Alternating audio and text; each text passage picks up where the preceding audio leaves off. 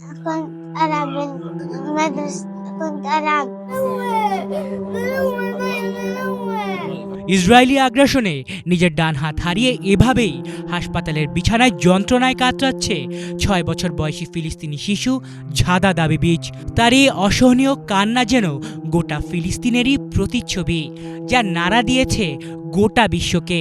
আর Israeli আগ্রাসনের বিরুদ্ধে এবার মার্চ ফর গাজার ডাক দিয়েছে প্যালেস্টাইন সলিডারিটি মুভমেন্ট বাংলাদেশ, যেখানে যোগ দেবেন দেশবরেণ্য আলেমোলামা, রাজনীতিবিদ সহ বাংলাদেশ জাতীয় দলের ক্রিকেটাররাও। সোমবার নিজের ভেরিফাইড ফেসবুক পেজে ইসলামী বক্তা শায়েখ আহমদুল্লাহ এক ভিডিও বার্তায় শতাব্দীর এই বর্বরোচিত গণহত্যার বিরুদ্ধে দাঁড়ানোর ঘোষণা দেন, যেখানে মার্চ ফর গাজা কর্মসূচিতে যোগ দেওয়ার জন্য দেশবাসীকে আহ্বান জানান তিনি।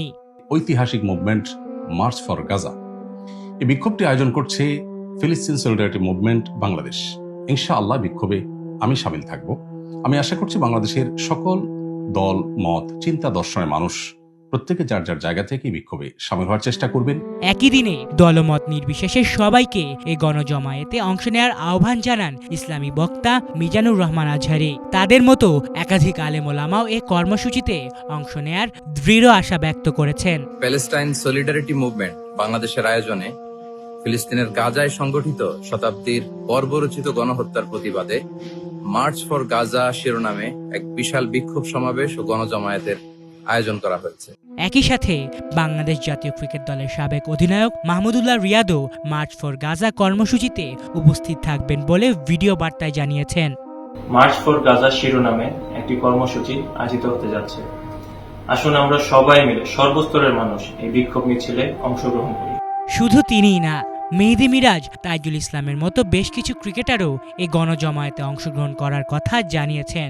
কর্মসূচিতে অংশ নেবেন দৈনিক আমার দেশ পত্রিকার সম্পাদক মাহমুদুর রহমানও। এই বিক্ষোভ সমাবেশ প্যালেস্টাইন সলিডারিটি মুভমেন্টের নামে অনুষ্ঠিত হবে। আসুন আমরা সকলে এই কর্মসূচিতে আমন্ত্রিত হই এবং গাজাবাসীকে সমর্থন জানাই। কর্মসূচির আয়োজক প্যালেস্টাইন সলিডারিটি মুভমেন্ট বাংলাদেশের ফেসবুক পেজ ঘুরে দেখা গেছে ইসলামিক বক্তা, রাজনীতিবিদ, শিক্ষক, খেলোয়াড় সহ অনেকের ভিডিও বার্তায় শেয়ার করা হয়েছে।